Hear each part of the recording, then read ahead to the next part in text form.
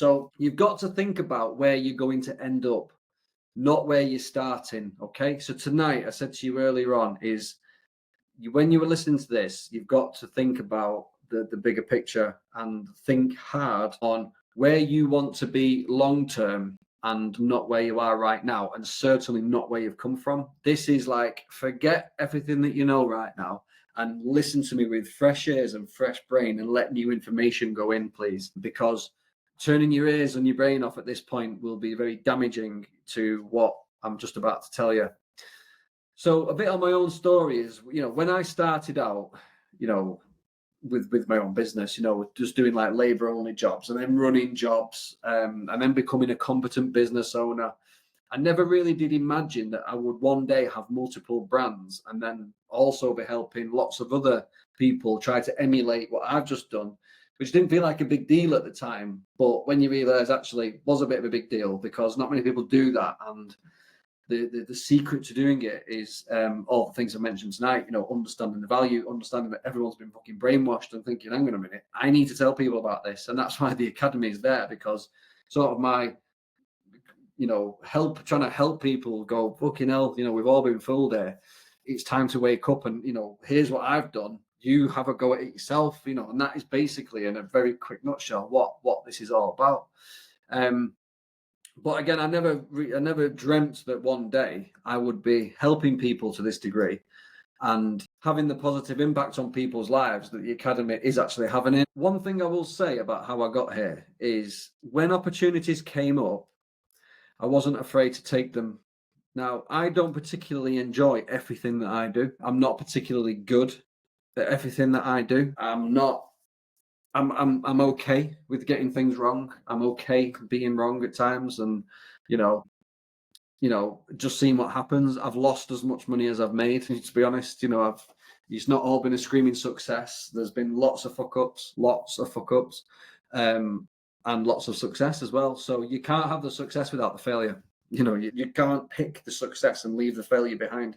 You either accept the risk or you don't. But one of the things that strengthens you is what I'm going to talk to tonight. Because as time went on, like I say, with these opportunities came up, I just took them. So if someone said, I've got an opportunity, you stick to your knitting, right? But and believe me, I have not stuck to my knitting. I have gone off in directions completely different to what I should have done. And that's where I've usually lost the money, because I was doing stuff I didn't have a fucking clue about. But opportunities that come up in your industry, it's important to always sit on them and go, I should maybe think about this. And that's what tonight I'm hoping that you're going to do. And you're going to see how many revenue streams are actually available to you, to what you probably think is available to you. So on my own journey, again, I only did 4 things to get where I am today. And I sort of looked at these things because it does link in with multiple revenue streams. So number 1, I was very persistent about what I did. Yeah, very persistent. I didn't stop. I worked ridiculous hours. And I always believed that something was going to happen. Didn't always know what, but I knew, and I was persistent with it. I was determined not to stop and to carry on. Yeah. So there was no one was going to break me. The determination was strong. Again, the path isn't always clear, but when you're doing something special and it means something to your family, you need to keep going. So being persistent and determined were the first 2 major things that I would say contributed to my success. The third one is that I never sat in my comfort zone for too long. And I always used to say this to people: you probably want to sit in your comfort zone for about 2 months. Yeah, it goes in cycles for me. I probably sit in my comfort zone. I push, and the people around me will see this. I push really hard, and there's like a 6 to 8 week period where it's just fucking awful because I'm just on one. And then I go quiet. And that is not done by accident. That's done because I've always done that. I just always have. I've built businesses, in other people's businesses, in big businesses, then I've built my own businesses. And what you have to do is you have to upset the apple cart, knock the shit everywhere, and then let it settle again. And you don't know what's going to happen. And every time you sort of shake things up, you don't really know what the consequences are going to be. But if you sit in your comfort zone, you know what the consequences are going to be. You'll fucking go backwards. So for me, shaking things up and making things uneasy and unsettled is actually what I like to do, because it's important to keep doing that. So never sit in your comfort zone for too long, a month or two at most. Once you've got into your comfort zone, and again, I'm not saying everybody here needs to do that, but it's just something that early on, and especially in the first couple of years, you definitely do want to be sort of like, oh, I need to do this again. Oh, do you get what I mean? There will be learning curves that you need to not be afraid of. So the fourth thing that I did was, and this didn't happen overnight, by the way, so I'm not like acting clever here, but over time I thought like a business person and not a tradesperson. And the hardest part about that as tradespeople, because, and this is an ego thing, tradespeople are terrible with their egos, is, I'm the king of my castle, I know fucking best, I'm this, I'm that, da, da, da, da, da, da. We've all heard it, haven't we? But the hardest part is having the humility to realize that what you knew about business is, well, everything that you think you know about business is probably wrong. Now, let that just sit with you for a moment. Yeah, especially if you run a business or not run a business, or if you've not run a big business at least. And I know, for this audience, I know you haven't, most of you, but what you think you know about business is probably wrong. Yeah, because you've not been there yet. And that is very difficult when you are on your way up, learning to have the humility to let go of the fact that you don't know what you're on about.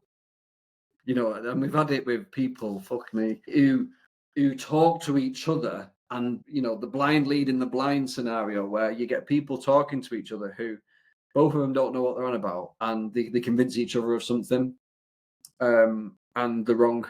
And it's as simple as that. Because what happens is when people, and I've seen this happen many times, is that there's like a movement and it's going in this direction, but you get breakaway people here, there, and these people, because they're afraid of this success or what it might be, they start breaking off into little groups and convincing each other that they're right and their egos, and they rub each other's ego, but ultimately they end up failing because they're not following what should be followed. And what I'm saying there is, obviously, the example I'm using here is the academy. Is listening to somebody like me who, you should sit and stop, and sometimes, even if what I'm saying doesn't make sense and you don't get it, that's not a sign that you're right and I'm wrong. That's a sign that you need to stop and think about what I'm saying. And if it doesn't make sense, you need to ask more questions. I need to understand it properly, because I'm not having the humility to let go, and then even disagreeing with things. I think this and I think that. And it's like, well, you might think it, but unless you know it, and knowing it is what matters, and doing it is what's even more important than that. Just because you know something doesn't mean that you're going to do it. And if you do it, you're going to do it right. So you see how things start to unravel here very quickly if you don't have the humility early on. And this does link into revenue streams. And the reason why it links into revenue streams is because to bring new revenue streams on board, you have to develop new skills. And if you are allergic to other people giving you advice, then you're going to have a big problem doing that. And this is what keeps people stuck, is limiting their thinking to where they've been or where they are now. And that's the ego trap that we must all avoid, because it stops you from learning and stops you from growing, and it ultimately stops you from winning. Because when we're looking at a new revenue stream, we are going to have to take on new challenges, because revenue doesn't come with no caveats. It always comes with effort and something that has to be done to get there. But just think on that subject, we either grow or shrink every single day. There is no staying the same. We either grow or shrink every day. Everyone's business watching this today, or world, whatever it is you call yourself, self-employed, but it doesn't fucking matter. Today, we've gone backwards or forwards. We haven't stayed still. It was one or the other. Which one was it? Yeah. And that is something that you need to sit with every single day, is have I moved forwards or backwards? And when opportunities come up, especially around multiple revenue streams, your ears need to be listening, because this is one of the keys to a bright future or a dark future. And people that ignore this stuff end up with a dark future, because I'll come on to it in a bit, the power of one. We don't like the number one, but I will come to that. So when we're talking about the power of multiple revenue streams, what we're talking about is that 10-year plan, maximizing effort versus reward, making the most of your time on earth and looking after your family like never before. Imagine you're fishing in a pond and the biggest net catches the most fish, obviously. Now, I'm going to say, right, what have I just said? Go fishing, the biggest net catches the most fish. Here are some nets that you can take with you. Which one do you want to take? Do you want to take the smallest one or the biggest one? Now, it's fucking obvious, isn't it, that you're going to want to take the biggest net. So in the KBB industry, you are blessed in this industry. And I've said this many times. Idiot the other day commented on our social media saying, because I say in the video that a kitchen is one of the biggest investments a consumer will ever make. And this guy commented saying, oh, what, a kitchen's the biggest thing someone will ever make? Get real. And you're like, well, it obviously is, because people, but I can guarantee you now that guy has never sold a kitchen in his life and he works labour only. And because he sees only the money that drops into his bank, which is probably 500 quid a grand, 2 or 3, 4 grand at the most every time he does a job, and that's to pay him, he doesn't see what people like me see. Do you get what I mean? And people like you see. These people are fucking stupid. And he's one of these people like ghosts in the industry, like who don't understand what this industry is about. But in the KBB industry, you are blessed with the opportunity that there are obviously 3 major revenue streams. And that's obvious because it's in the title: kitchens, bathrooms, and bedrooms. But under each one of these sits even more opportunities. So when you talk about kitchens alone, how many revenue streams are in kitchens when you actually break it down? And again, I could probably get more than this list, but I didn't want to be here all night. So you're doing kitchens. So you've got full kitchen supply and fit for consumers. There's building works that comes out of these jobs. There's follow-on works, if you're clever about it. Joinery, maybe plastering, maybe electrics and stuff like that. You've got builders that need a design and supply service. You've got design and supply only to consumers or builders. Worktop replacements. You've got remedial works, and then cross-selling opportunities into other services like bedrooms, bathrooms, whatever it might be, the other things that you've got. So without even really digging into it, and I haven't even mentioned like quartz worktops or spray painting and door, whatever the things are that you might want to do. I've just got to 7 or 8 revenue streams within kitchens alone that you could look at and go, actually, I could probably do most of them if I really wanted to. Now, I know that building works and stuff like that, you might be looking at, well, I don't want to do building works, but I didn't want to do building works. But if a customer wanted a wall taken out, I'd get the quote off the builder. He'd say, right, it's going to be 1,500 quid. I'd say to customer, right, it's going to be 2 grand. It's 500 quid for fuck all. Do you get what I mean? So it's a revenue stream. The electrician that I can speak to and say to him, right, I'll buy the bits. How much for a board change? Right, okay, 400-500 quid. Charge customer 600-700 quid. Part of the job. It's all in there. Bump, in you go. That's just an example. Don't quote me on them numbers. I know they're probably not accurate, but you get what I'm saying. All these assets you've got in your business and your network of tradespeople that work for you, they are your revenue streams. These are your assets that you need to be looking at and going, actually, every time I walk in a customer's house, there's a network of tradespeople that I know that I could get to do stuff and just mark up their services and project manage it. And that's really all I did, started off when we started doing it, because customers would come to me and go, oh, can you do this for us? Can you do that for us? Can you do that for us? Oh, fucking hell. So before I knew it, I had plasterers, bloody all sorts of people working for me. And I would just mark up whatever they were charging me. And the customer just valued the fact that I was looking after the job for them. So, happy days, they were happy, project managing. And as a business owner, that's all you're doing anyway. You're just managing projects and a margin goes on everything that you're doing. It's simple. But the more things that, all these things, they're pissing in the same pot. And it's so easy to get at. So, yeah, there's kitchens. There's 8 things I'll give you there. Bathrooms. How many revenue streams have you got in bathrooms? We got full bathrooms, cloakrooms, wet rooms, remedial works again, tiling jobs. We've had jobs where we've tiled the full downstairs of someone's house and put underfloor heating in. Again, I've never done underfloor heating before, but I know a guy who does, and he's got, his accreditations and all the rest of it. I know a tiler. Right, okay. So the customer's asked me to do the full downstairs and underfloor heat it all. Fucking massive house as well. I don't got a clue what I'm doing, but he does. Make sure he's got insurance back warranty. I make sure he's got insurance back warranty. Everyone's insured. They give me their price. I put a markup on it. I sell it to the customer, and I just manage those 2 people. I mean, fucking hell, it's not rocket science, is it? So bathrooms, you've got full bathrooms, cloakrooms, wet rooms, remedial works, tiling jobs, heating jobs, tanks, boilers, pumps, underfloor heating, like I've just said. Again, cross-selling into other areas. Then you got bedrooms, full bedroom installations, wardrobe alterations, and again, cross-selling, because if you're doing one or two, you can cross-sell across them all. So, there's loads of revenue streams here, isn't there? There's absolutely loads of stuff when you break it down. How many of these things are you offering properly?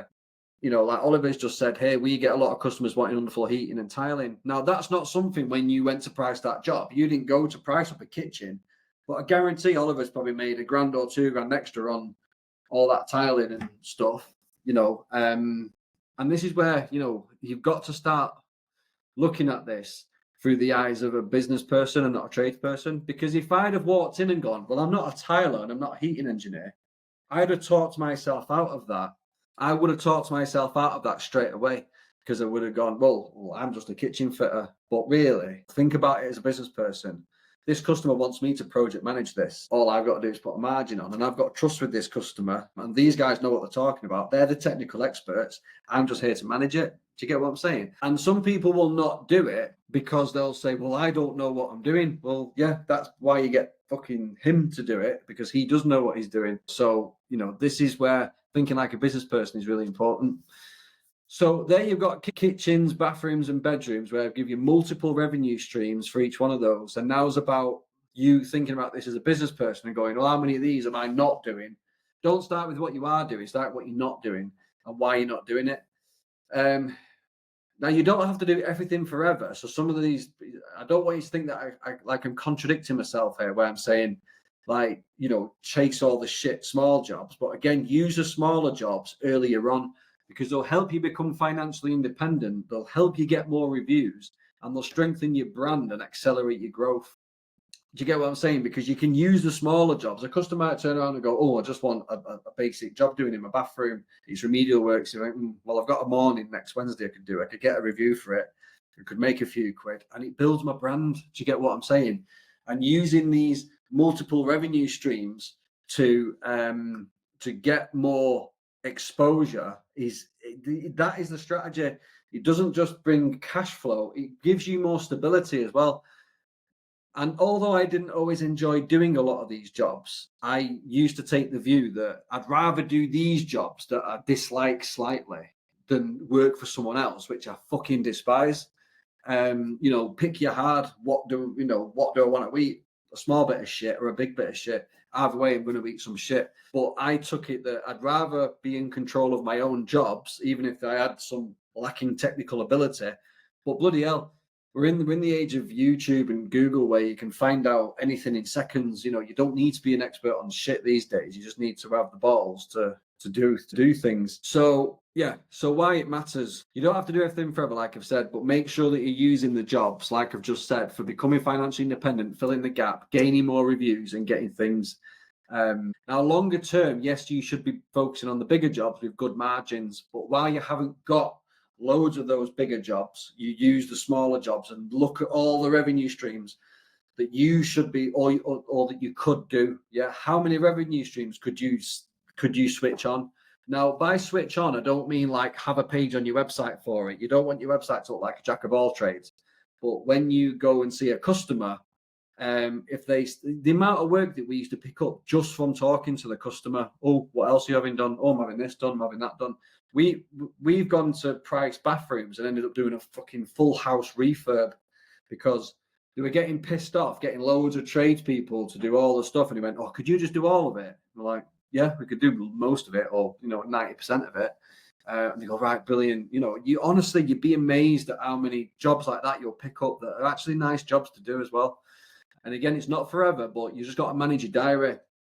And when to do these jobs is when you need to use your cash flow sheet to know, right, next month, know what type of jobs that you need to be looking at and chasing. Yeah, this is about understanding over time, but having all these revenue streams on and be a yes man to these revenue streams and not be like, oh, no, I don't do that because I just do this. That's fine.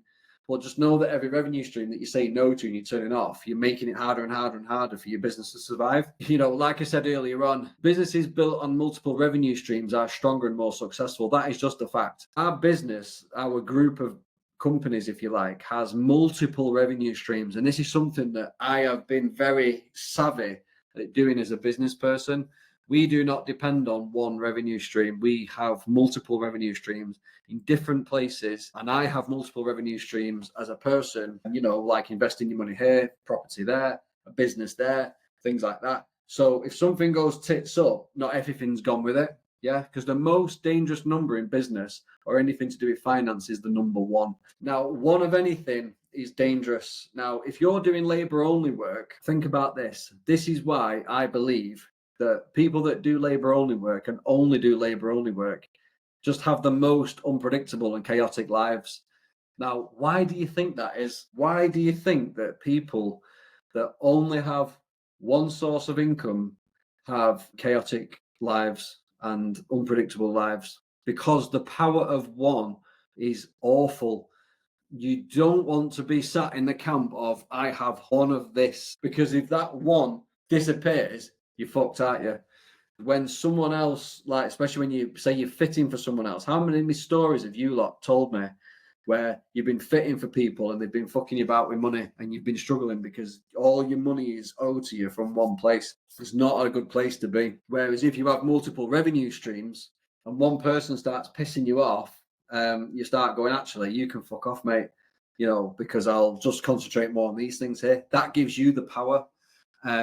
When you have just one revenue stream, it's coming from one place, you haven't got that power. So even when you start, so let's think about it right now in its most basic form. You're a labor only fitter and you join the academy, right? So, right, now I join the academy. I've got labor only coming from the source that I had it before, but now I've joined the academy where if I can win a job, I'll have the labor element to this job and I'll have the product element to this job as well.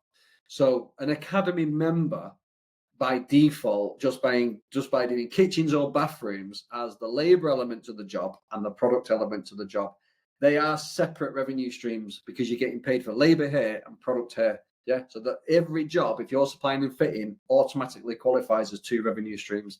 That's why on our quote, what we send out, our business is, on the installation side, it's always measured in, well, what are we charging for product, what are we charging for installation, not all mushed into one. They're separate and they're measured separately because they are different revenue streams. Now you think about the strength of an academy member against someone who's just doing labor only work. The academy member is a lot stronger once they start getting leads and sales, because if they need to drop back into doing labor only work for someone else, they can do, but they've also got their own jobs where they're getting paid labor and they're selling product. So they've got three revenue streams at this point, or potential revenue streams, if that makes sense.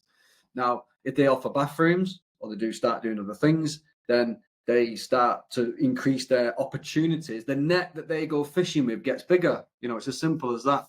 And that's the way you need to think about this, is it's increasing the opportunities that when you're speaking to customers and people are passing your number around and people are referring you, what are they referring you for? What is it you've known as?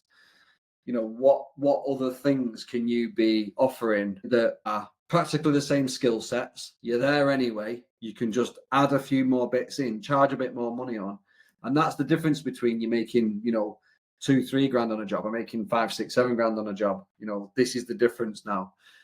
Yes, you'll spend a bit longer on these jobs, and I have said that before that they are a pain in the ass, the big, massive jobs. But, the point I'm making is that we need to do them sometimes, but we need to make sure that all these revenue streams are switched on, or as many of them as possible.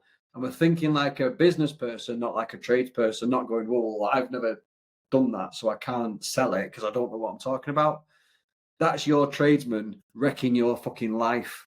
Now, if you want to be successful, think like the business person and go, yeah, I'm not a tiler, but he is, he knows what he's doing. He's got good work. I'll sell the customer his service and I'll put my bet on top for managing the job, and there's always risk with stuff.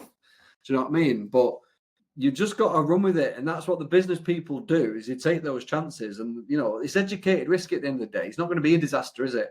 But but shit does happen from time to time. But we've got to walk into these things and go, well, at this moment, there's no reason not to do it. So do it, don't turn things away and make sure that you're maximizing every opportunity, and going back to this power of one, how it's so dangerous because you got one revenue stream, one client, one lead source, one marketing channel, relying on a single point of income or opportunities like building a house on a single pillar. It might stand for a while, but when the pillar falls, so does everything else. And that's why having, one is really bad. A few reasons why. If it fails, you've got nothing. If the market changes, it can wipe you out. It can put you in a weak negotiating position, like I just said. No room for growth or stability because you've only got one way of doing things, and you're not in control of your future. So protecting your business, diversifying your income streams, and building multiple lead sources, because it's not really just about revenue streams, it's multiple lead sources as well. Getting your leads from multiple places. And this is where when people say to me sometimes, I'm thinking about doing Facebook ads, because they think that Facebook ads is going to take them all the responsibility for all the other things that they should be doing away from them because, this marketing agency will sort that out for me. No, they won't. And I'm not going into that tonight, but you see what I'm saying. But this is what people do. I'm going to ignore the online profiles. I'm not fuck blogs. I'm not doing any case studies. I'm not doing any of that stuff that Aaron says in the academy. I'm just going to run to this marketing agency. And even if the Facebook ads do work, you're still sat with the one pillar that's dangerous. To get what I mean? And we've seen it with people where they've run Facebook ads, it's worked for a little bit, but when the ads start to fatigue and it starts to get difficult, well, there's nothing else, and the business collapses. So let tonight be a lesson in terms of spreading things out across multiple revenue streams, spreading your leads out across different efforts, and you using your website as an asset. Multiple leads coming from multiple places and multiple opportunities to have revenue coming from those leads is the strongest position to put your business in, and not be sat there going, well, I'm just a kitchen fitter, not capitalizing on the opportunities that are all around you, especially early on when you're building momentum. There will be a time to focus on your worth in terms of like when you get further on, but right at the beginning, especially when you're after cash and you're trying to build a business, there's a bigger need to diversify at that point more than ever. Because if you just close the door to things, you're just going to make life more difficult for yourself. So I hope that this is making a bit of sense to you guys, because it's something I really want you to go away and think about, because I want you to get a pen and pad and go, what could I offer? Do I know tilers? I know heating engineers. Do I know these people? So when the customer ask me to do things, I should at least be having a go at this and getting more cash coming into me and being less reliant on other people. So basically what I'm saying is take a leaf out of my book and be a bit more brave. Just remember that the comfort zone is where dreams die. It's not where any progress happens. And the comfort zone is nice because it's comfortable, but it's where your dreams go to die, and it's not where you're going to get the life that you really want. So why is this all essential? If you only think with your tools, you'll only stick to what you know. And that might be okay, but I'm assuming if you're still with me watching this right now, deep down that you are sort of capable of a bit more. So let's jump into the business reasons why multiple revenue streams are sort of non-negotiable. Again, we've been through how we can get some of those things, but why is it really important? So having multiple revenue streams isn't just a smart move. It is actually a survival strategy. It's not something that is optional, but just know that you're weakened significantly when you don't have multiple revenue streams. So number one is stability during economic downturns. Again, the more things you can say yes to, the more chances you've got of making money. So if things tighten up and people aren't going to spend 20, 30, 40 grand on a new kitchen renovation project, well, they might spend a few grand doing something else. You want to be one of the people that can take advantage of that. Number two is protecting against seasonal fluctuations. Again, for the bits I've just mentioned, it's sort of similar to economic downturns, that seasonal fluctuations happen. And when they do, people change their preferences very quickly. So being able to sort of pivot to a different type of project with different skills is something that would always be good. Maximizing the profit from every customer. This is the main one, because, if the customer says, they might be doing a 10, 15 grand kitchen, but then they might want a 10 grand underfloor heating job doing, and you're like, oh, okay, I can do that. I've got the guys around me and the skills to do it. So you're maximizing then the profit from every customer and not turning it away. Number 4 is creating recurring revenue. So the more things that the customer knows that you do, you will then be able to offer that down the line, which is obviously clear that the customer knows that you've got these skills and abilities, then they will come back to you. So diversification obviously reduces the risks as well. So when you've got this diverse portfolio of things that you can do, because remember, if you can do kitchens, you can do bedrooms. If you can do bathrooms, you can do kitchens. You understand what I'm saying? There's a lot of transferable skills here.